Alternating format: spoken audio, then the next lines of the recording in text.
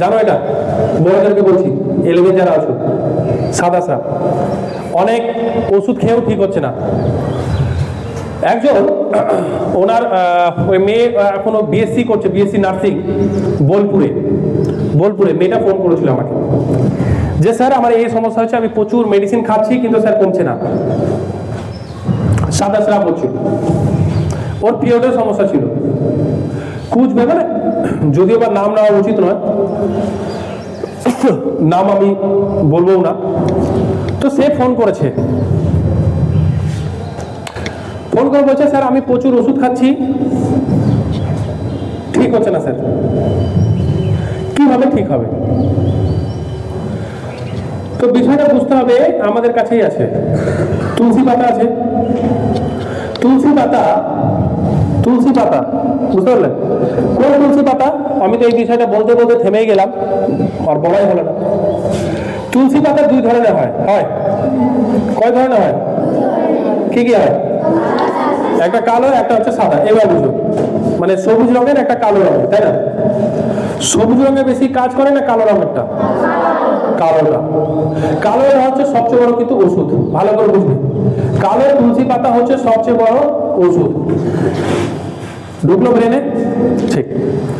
এই তুলসী পাতা, এই রস তোমরা যদি নিয়ম মতো কিছুদিন পান যদি করো, তাহলে কিন্তু হোয়াইট ডিসচার্জ যেটা হচ্ছিল, সাদা স্রাব, সেটা চলে যাবে।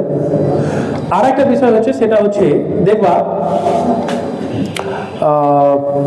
শতাবরী পাউডার, আয়ুর্বেদিক সেন্টারে যাবা, শতাবরী পাউডার, শতাবরী কি নাম বললাম? শতাবরী পাউডার আছে একটা, ওটা নিবে, গরম জল বা নর্মাল জল করে সেটা একটু পান করবে, বা ওর সাথে একটা কাজ করতে পারো, শতাবরী পাউডারের সাথে গুড় মিক্স করে তোমরা কিন্তু কিছুদিন খেয়ে নিলে, যে সাদা স্রাব হচ্ছিল বা হোয়াইট ডিসচার্জ যেটাকে বলে, ওটা কিন্তু কমে যাবে। ঠিক বোঝা গেল না? গেল না? আর এই কথাটা যদি ভুলে যাও তাহলে ইউটিউবে দেখে নিবে। আর একটা বিষয় হচ্ছে কি, নলেজ ফর গুড হেলথে দেখে নিবে। আর যে দোকানে তুমি শতাবরী পাউডার নিবে, ওরা হয় একটু জানে, যদি ভুলে যাও তাহলে জিজ্ঞেস করবে, ঠিক আছে? তাহলে এই যে সমস্যাগুলো, আর এই সমস্যাগুলো মেয়েদের কিন্তু বিশাল বড় কষ্টদায়ক, শুধু তোমাদের নয়, বড় বড় মানে বয়স্কদেরও হচ্ছে এটা। ঠিক, প্রচুর কষ্ট, বহু সমস্যা। এর ফলে পড়া নষ্ট হচ্ছে, মনোযোগ হারিয়ে যাচ্ছে, বোঝা গেল?